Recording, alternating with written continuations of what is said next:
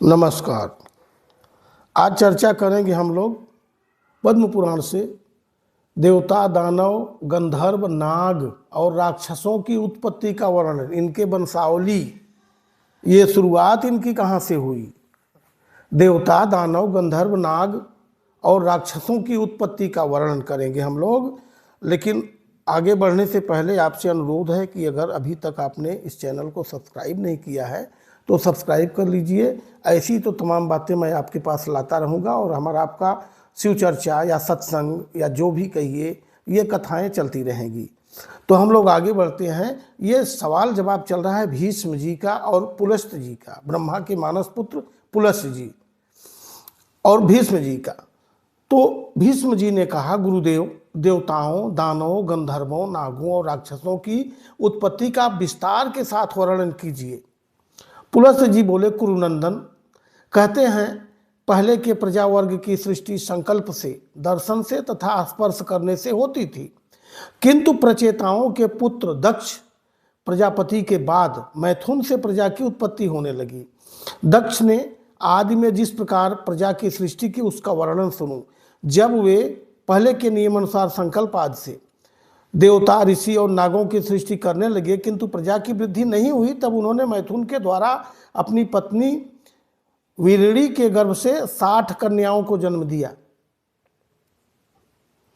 उनमें से उन्होंने 10 धर्म को, 13 कश्यप को, 27 चंद्रमा को, 4 अरिष्ट नेमि को, 2 भृगु पुत्र को, 2 बुद्धिमान कृशाश्व को तथा 2 महर्षि अंगिरा को ब्याह दी।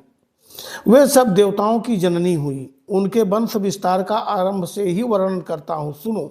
अरुंधति, वसु, जामी, लंबा, भानु, मरुत्वती, संकल्पा, मुहूर्ता, साध्या और विश्वा, ये 10 धर्म की पत्नियां बताई गई हैं। इनके पुत्रों के नाम सुनो। धर्म के पुत्रों के नाम, विश्वा के गर्भ से विश्वदेव हुए।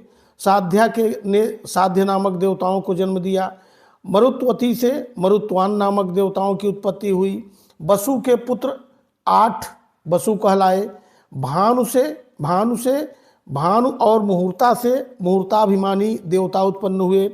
लंबा से घोष, जामी से नागवीथी नाम की कन्या तथा अरुंधति के गर्भ से पृथ्वी पर होने वाले समस्त प्राणी उत्पन्न हुए। अरुंधति के गर्भ से पृथ्वी पर होने वाले समस्त प्राणी उत्पन्न हुए।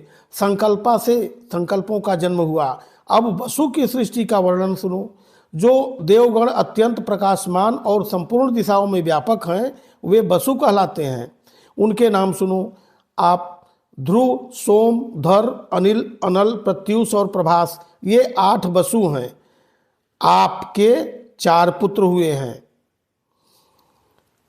शांत, वैतंड, सांब और मुनिबभ्रु, ये सब यज्ञ रक्षा के अधिकारी हैं। ध्रुव के पुत्र काल और सोम के पुत्र वर्चा हुए। धर के 2 पुत्र हुए, द्रमिड़ और हव्यवाह। अनिल के पुत्र प्राण, रमण और शिशिर थे। अनल के कई पुत्र हुए जो प्रायः अग्नि के समान गुण वाले हैं, इसलिए अग्नि को अनल भी कहा जाता है। अनंत, हुतासन, वाहिवृक, पावक, दहन, कृषान, अग्नि के ये नाम है। अग्निपुत्र कुमार का जन्म शंकर कंडों में हुआ। उनके शाख, उपशाख और नैगमेय, ये 3 पुत्र हुए। कृतिकाओं की संतान होने के कारण कुमार को कार्तिकेय भी कहते हैं। प्रत्युष के पुत्र देवल नाम के मुनि हुए। प्रभास से प्रजापति विश्वकर्मा का जन्म हुआ। जो शिल्प कला के ज्ञाता हैं, वे महल, घर, उद्यान, प्रतिमा, आभूषण, तालाब, उपवन और कूप क्षमा करिए आदि का निर्माण करने वाले हैं। देवताओं के कारीगर वे ही हैं। अजयपाद, अहिर्बुंध्य, विरूपाक्ष, रैवत, हर, बहुरूप, त्रंबक, सावित्र, जयंत, पिनाकी और अपराजित, ये 11 रुद्र कहे गए हैं। ये गणों के स्वामी हैं। इनके मानस संकल्प से उत्पन्न 84 करोड़ पुत्र हैं जो रुद्रगण कहलाते हैं। वे श्रेष्ठ त्रिशूल धारण किए रहते हैं। उन सबको अविनाशी माना गया है। जो गणेश्वर संपूर्ण दिशाओं में रहकर सबकी रक्षा करते हैं। वे सब सुरभि के गर्भ से उत्पन्न उन्हीं के पुत्र पौत्र आदि हैं। अब मैं कश्यप जी की स्त्रियों से उत्पन्न पुत्र पौत्रों का वर्णन करूंगा। अदिति, दिति, दनु, अरिष्टा, सुरसा, सुरभ, बिंता, ताम्रा, क्रोधवसा, इरा, कद्रु, खसा और मुनि, ये कश्यप जी की पत्नियों के नाम हैं। इनके पुत्रों का वर्णन सुनो।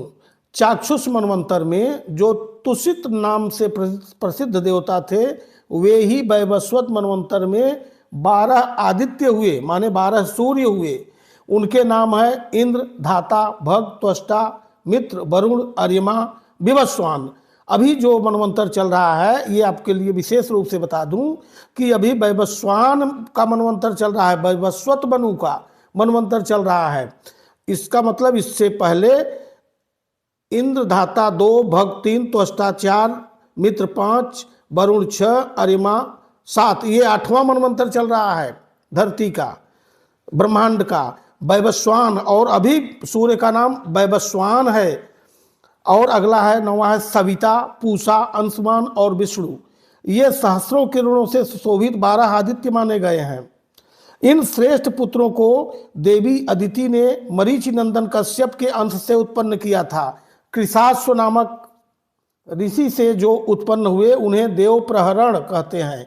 ये देवगण प्रत्येक मनवंतर और प्रत्येक कल्प में उत्पन्न एवं विलीन होते रहते हैं। भीष्म हमारे सुनने में आया है कि दिति ने कश्यप जी से 2 पुत्र प्राप्त किए, जिनके नाम थे हिरण्याकशिपु और हिरण्याक्ष। हिरण्यकशिपु से 4 पुत्र उत्पन्न हुए, प्रहलाद, अनुहलाद, संहलाद और ह्लाद। प्रहलाद के 4 पुत्र हुए, आयुष्मान, शिबी, बाष्कली और चौथा विरोचन।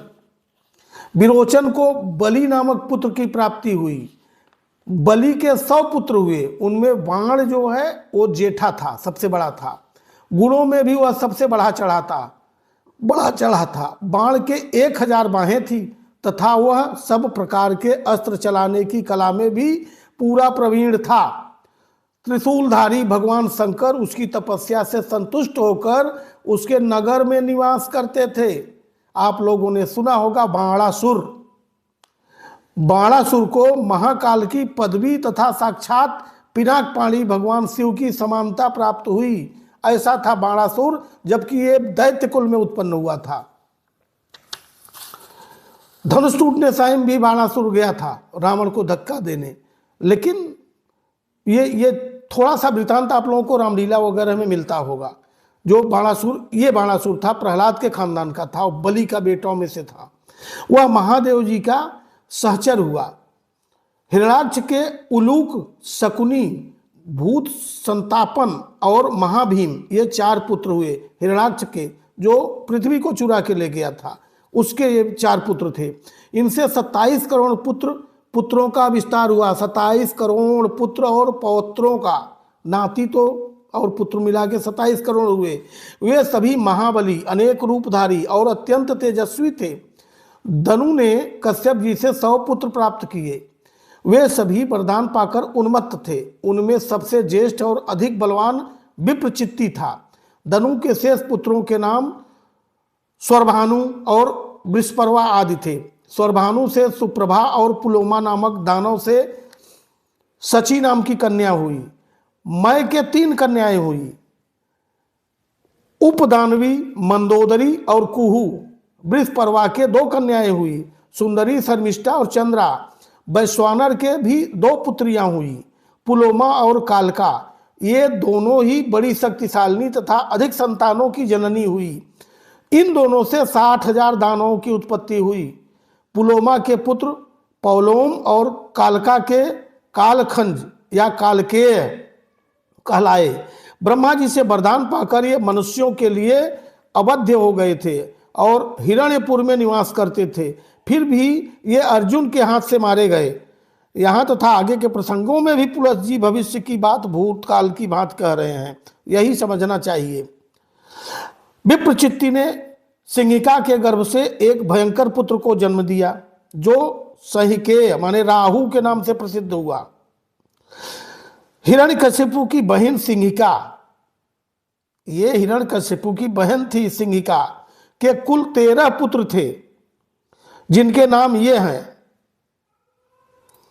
कंस, शंख, नल, वाताप, इलवल, नमुची, खस्रिम, अज्जन, नरक, कालनाभ, परमाणु, कल्पवीर तथा धनुवंश विवर्धन सहलाद दैत्य के वंश में निवात कवचों का जन्म हुआ। वे गंधर्व, नाग, राक्षस एवं संपूर्ण प्राणियों के लिए अवध्य थे, परंतु वीरवर अर्जुन ने संग्राम भूमि में उन्हें भी बलपूर्वक मार डाला। ताम्रा ने कश्यप जी से 6 कन्याओं को जन्म दिया, जिनके नाम हैं सुकी, सेनी, भासी, सुगृधि, गिद्धरिका और सुचि। सुकी ने सुक और उल्लू नाम वाले पक्षियों को जन्म दिया। सेनी ने सेनो माने बाज पक्षी, बाज जिसको बोलते हैं आप लोग बाज को, तथा भासी ने कुरर नामक पक्षियों को जन्म दिया। गिद्धि से गिद्ध और सुगृधि से कबूतर उत्पन्न हुए तथा सुचि ने हंस, सारस, कारंड एवं प्लव नाम के पक्षियों को जन्म दिया। सब कश्यप के संतानें हैं। यह ताम्रा के वंश का वर्णन हुआ। अब भिन्नता की संतानों का वर्णन सुनो। पक्षियों में श्रेष्ठ गरुड़ और अरुण भिन्नता के पुत्र हैं तथा उनके एक सौदामनी नाम की कन्या भी है, जो यह आकाश में चमकती दिखाई देती है। अरुण के 2 पुत्र हुए, संपाति और जटायु। संपाति के पुत्रों का नाम बभ्रु और शीघ्रग है। इनमें शीघ्रग विख्यात हैं। जटायु के भी 2 पुत्र हुए, कर्णिकार और सतगामी। वे दोनों ही प्रसिद्ध थे। इन पक्षियों के असंख्य पुत्र पौत्र हुए। अब पुराणों में से यह बात मिलती है, लेकिन बहुत से लोगों को केवल रामायण का रामचरितमानस के हिसाब से कहते और सुनते हैं और बोलते हैं और उसी को मानते हैं। लेकिन जब पुराणों में घुसा जाता है तो इनके आगे के भी वंशावली मिलती है। अब आगे बढ़ते हैं। सुरसा के गर्भ से 1000 सर्पों की उत्पत्ति हुई। वही सुरसा जो हनुमान जी को निगलने गई थी, वही सिंहिका जो हनुमान जी को समुद्र के बीच में मिली थी। मुठिका एक महाकपिहनी, माने वो तो लंका में थी, तो ये त्रेता में भी पाई गई थी। सर्पों की उत्पत्ति हुई सुरसा से, 1000 सर्पों की उत्पत्ति हुई तथा उत्तम व्रत का पालन करने वाली कद्रु ने 1000 मस्तक वाले 1 सहस्र नागों को पुत्र के रूप में प्राप्त किया। बताइए, 1000 मस्तक वाले 1000 नाग को पुत्र के रूप में प्रस्तुत किया। उनमें 26 नाग प्रधान एवं विख्यात हैं, जिसमें हैं शेष नाग, बासुकी, करकोटक, शंख, ऐरावत, कंबल, धनंजय, महानील, पद्म, अश्वतर, तक्षक उसी में एक है, एलापत्र, महापद्म, धृतराष्ट्र, बलाहक, शंखपाल, महाशंख, पुष्पदंत, सुभावन, शंखरोमा, नहुस, रमण, पाणिनि, कपिल, दुर्मुख तथा पतंजलि मुख। इन सब के पुत्र पौत्रों की संख्या का अंत नहीं है। इनमें से अधिकांश नाग पूर्व काल में राजा जन्मेजय के यज्ञ मंडप में जला दिए गए। क्रोधवसा ने अपने ही नाम के क्रोधवश संज्ञक राक्षस समूह को उत्पन्न किया। उनकी बड़ी बड़ी दाढ़ें थी।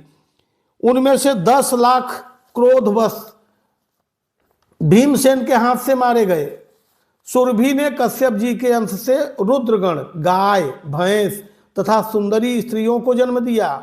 मुनि से मुनियों का समुदाय तथा अप्सराएं प्रकट हुई। अरिष्टा ने बहुत से किन्नरों और गंधर्वों को जन्म दिया। इरा से तृण, वृक्ष, लताएं और झाड़ियां, इन सब की उत्पत्ति हुई। खासा ने करोड़ों राक्षसों और यक्षों को जन्म दिया। भीष्म ये सैकड़ों और हजारों कोटियां कश्यप जी की संतानों की हैं।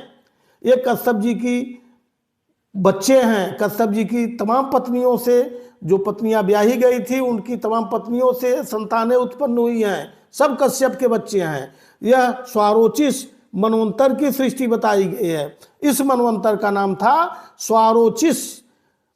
सबसे पीछे दिति ने कश्यप जी से 49, सबसे लास्ट में दिति ने 49 मरुद गणों को उत्पन्न किया, माने 49 हवाओं को, जो सब के सब धर्म के ज्ञाता और देवताओं के प्रिय हैं। ये था कश्यप जी का वंश, और देवता, दानव और राक्षस, गंधर्व, नाग, इन सब की उत्पत्ति का वर्णन था पद्म पुराण के अनुसार। और फिर हम लोग, चैप्टर लंबा होता जा रहा है इसलिए अब इसको यहाँ रोकते हैं। मरुद गणों की उत्पत्ति की बाद में चर्चा करेंगे। और यही यहाँ तक पहुँचे। आप सबको बहुत बहुत नमस्कार अभी तक बने रहने के लिए, और इसको शेयर जरूर करिएगा, सबने चैनल को सब्सक्राइब जरूर करिएगा और करवाइएगा, जिससे इस कथा का रसास्वादन जो नहीं जानते थे, बहुत से लोग नहीं जानते हैं, न जानना कोई पाप नहीं है, लेकिन कहीं से जानकारी मिल गई तो उसे हासिल कर लेना ये बुद्धिमत्ता है।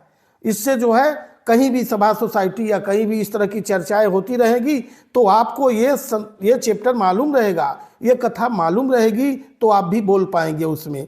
तब तक के लिए बहनों और भाइयों नमस्कार। आप सभी को राधे राधे, जय श्री कृष्णा।